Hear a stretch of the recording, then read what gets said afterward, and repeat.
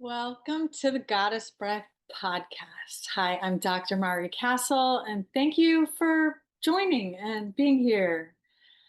Yeah, so I wanted to share with you today about what is holotropic breathwork.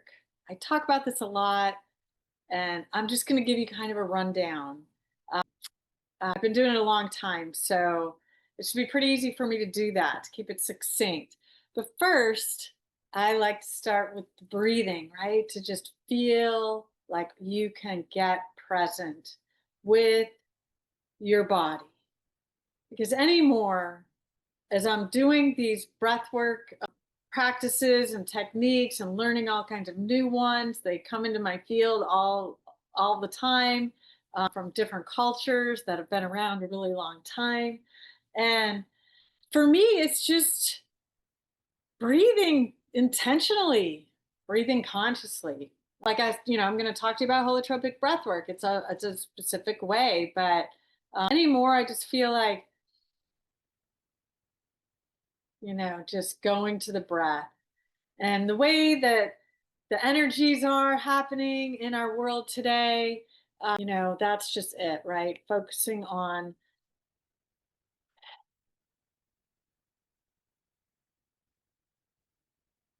doing the breath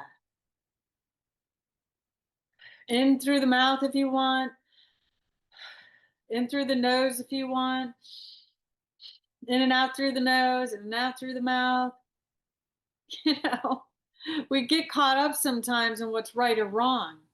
And what Rumi, the famous Sufi poet, said is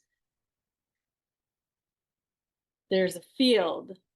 Wait, no, what does he say? He says, beyond right doing and wrongdoing, there is a field. I'll meet you there. So that's what I'm talking about. So, as I'm talking through all of this with you, focus on your breathing. It doesn't have to be matched with me. You can still listen and be present. Actually, breathing helps us be more present, right? So just doing your own breathing. And, I'll just move right into holotropic breathing is really not a right or wrong way of breathing. There's no specific technique necessarily. When Dr. Stan first learned or shared this with people, it actually came from his work with psychedelics, with LSD, that he did a lot of research with back in I always forget, like late 60s, early 70s, something like that, before it became prohibited. And that he noticed with administering the LSD and with people and them having a session that they normally naturally increase their breathing, or like it was very body connected with the breath. So they were utilizing the breath, right? That's how I would start out with doing holotropic breath work. I would do it with my mouth open and I would really get into it with my body. That's me. Everybody's different. Like I said, there's no right or wrong. And then I want to just mention, like, you can think of a baby. When a baby breathes with their whole body, right? Their whole body moves when they breathe. And we've sort of lost touch with that. So that is something that I'd like to just, remind people more of the mind body connection. It doesn't have to be any specific technique. And it's more than anything, just connecting with your breath for your own sense of presence and to feel more alive, to move the energies through your body, right? If you ever feel stuck just using the breath, if you ever feel reactive, triggered, go to the breath.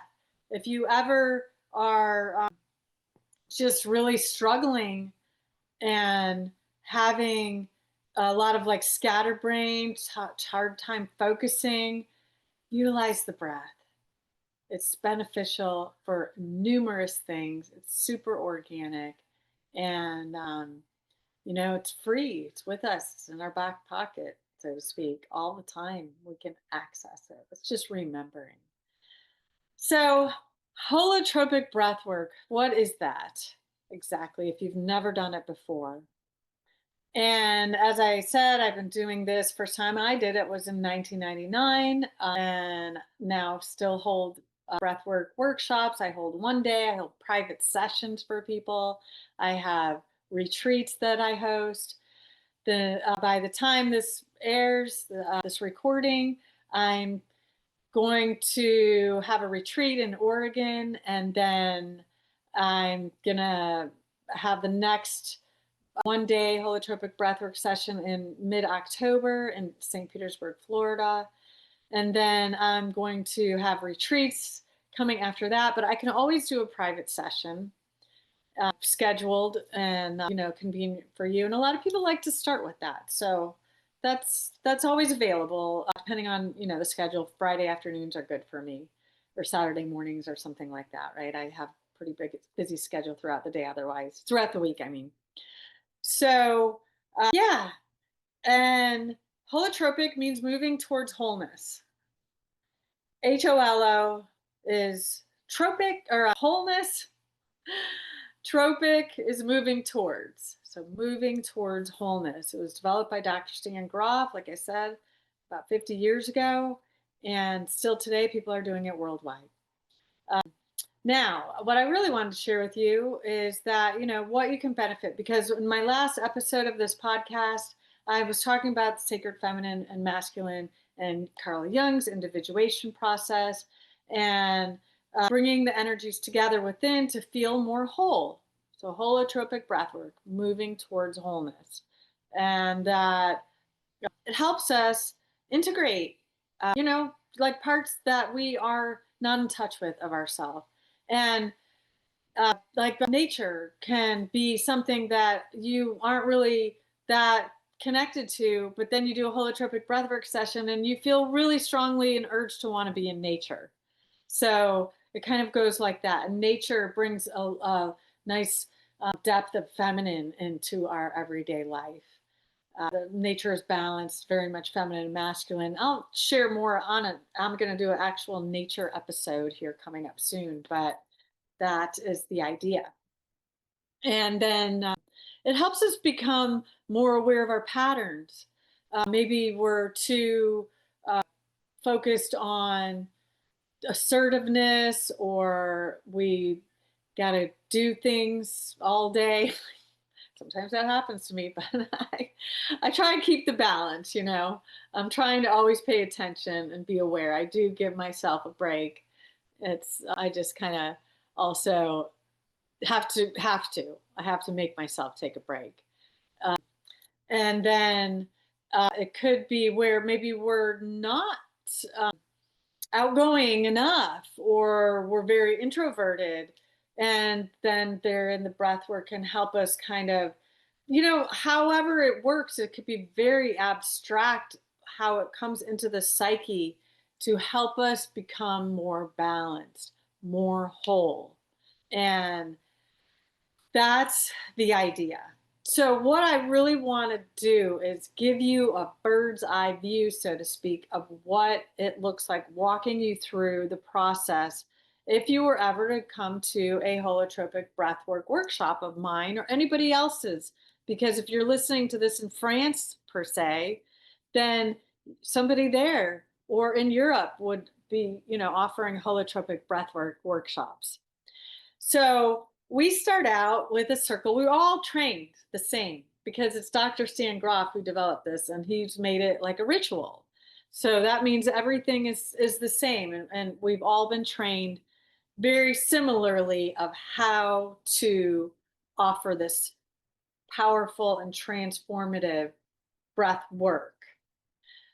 So we start out in a circle and share and formulate that energy together.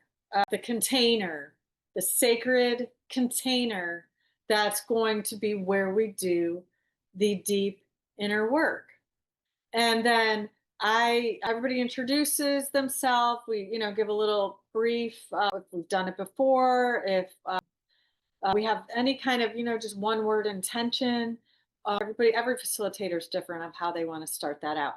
And we, then I'll go into explaining how it works. And if you've never done it before, it's helpful to just get a little backdrop of what is the conceptual idea behind it, and having to do with Stan Grof's basic perinatal matrix, which I'm not going to get into here right now today because I'm giving you more of like what it's going to look like.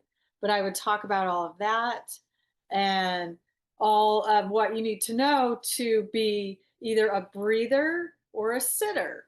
And that's because there's two sessions that are about 2.5 hours long, sometimes 3 hours, depending on what, if there's a retreat going that you're going to, or it's a 1 day kind of thing. And that you're going to learn, what is going to be best for you as a breather. Pretty much surrender, let go, beginner's mind, focus on the breathing, stay with the breathing, allow whatever emerges in the psyche to emerge. And you have no idea. It's very organic, like a box of chocolates, I like to say. You just don't know what you're going to get, but it's what you are needing to get. It's your inner psyche, it's your inner wisdom. And it's meant for your healing, your growth, or your transformation. And then the sitter, how to be a good sitter in the way of just protecting your breather space. It could be a big group of people, and that's really important in that case. Or it could just be that your breather needs support and you want to offer them the right support. And even to the simpleness of walking them to the bathroom. And we do that a specific way, right? So there's then the two sessions are back to back, and then we have a break for lunch. That's always a nice thing to break. Go outside, maybe where I hold the space is Quaker Meeting Hall, and they have beautiful botanic plants that the volunteers from the community all take care of. And the space there is just really lovely to be in. And then after the second breathing session, after the pairs have switched roles, then we come again in the circle. Oh, and there's also the component of the mandala, creative expression, drawing, or journaling, but some way utilizing the right brain when you come out of your experience to assimilate or to capture highlights of what your session was about in a right brain creative manner. That's really the idea of it. So that the first thing that you're not sharing it logistically, but more internally through your lens and or through your journaling like that. So it's called a mandala drawing.